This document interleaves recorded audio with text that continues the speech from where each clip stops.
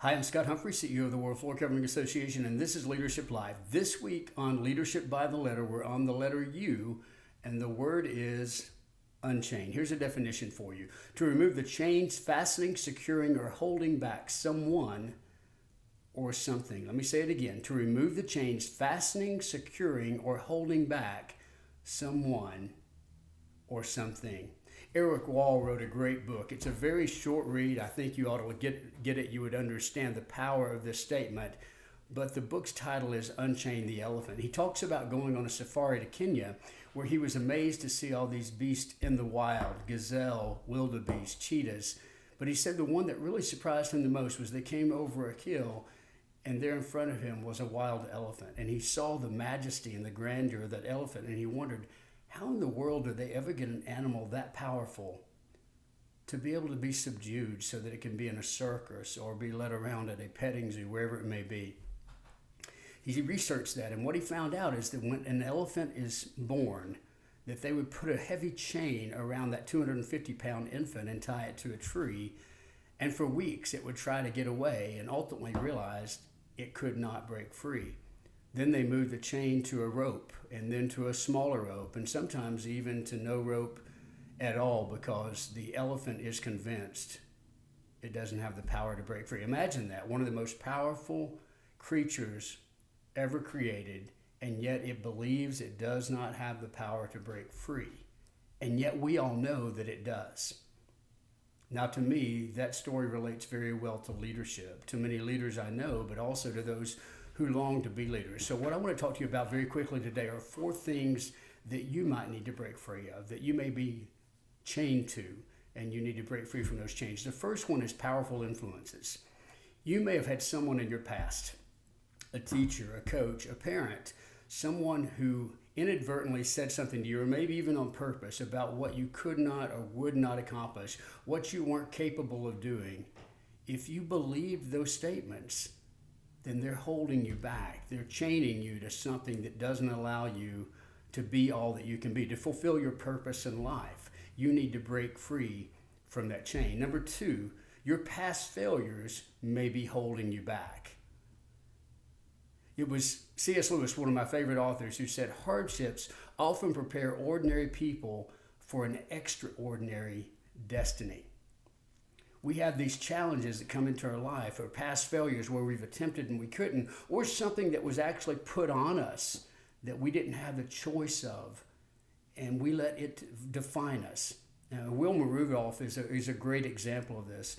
Wilma Rudolph, when she was 4 years old, by the way, the 20th of 22 children in her family, contracted polio, scarlet fever, and double pneumonia. In fact, when she recovered, they didn't think she would ever walk again and lost the use of her left leg for at least a year.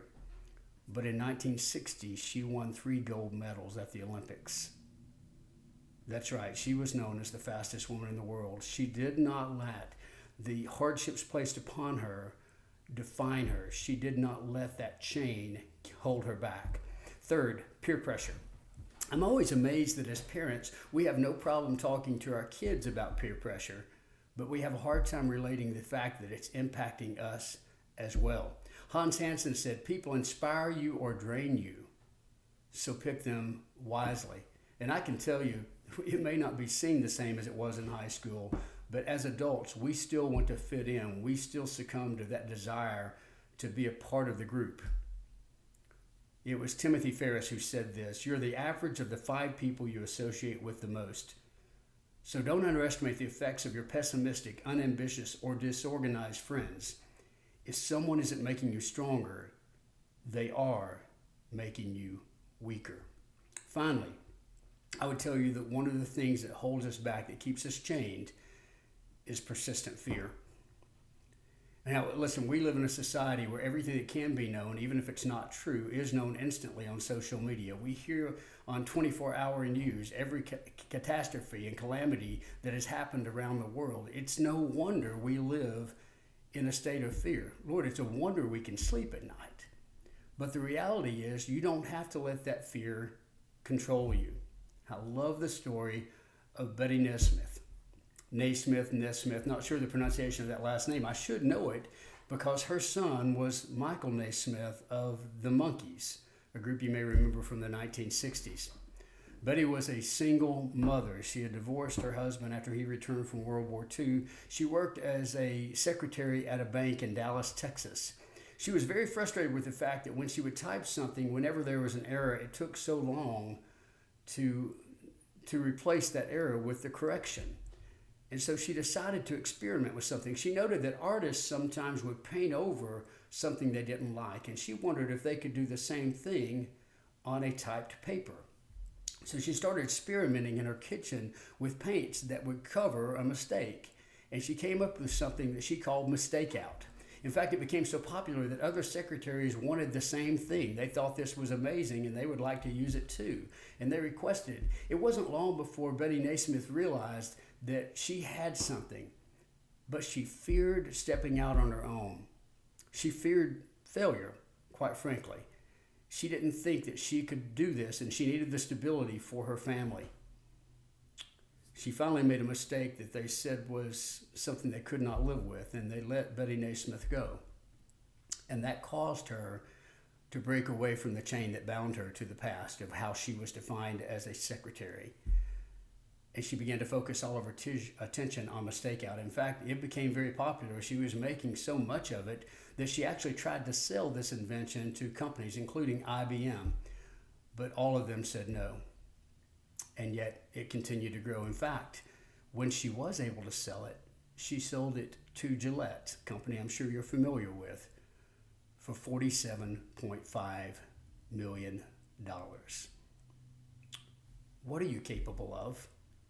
What is your purpose in life that maybe you're not fulfilling because you believed that some chain that bound you in the past is still binding you today? Are you using all of your gifts and abilities to make your business better, to impact those who look to you for leadership more? Listen, there are 4 things I've identified that could likely hold you back: powerful influencers, past failures, peer pressure, and persistent fear. But you have the ability to make the decision to break the chain that binds you. Do that, and then go out there and lead.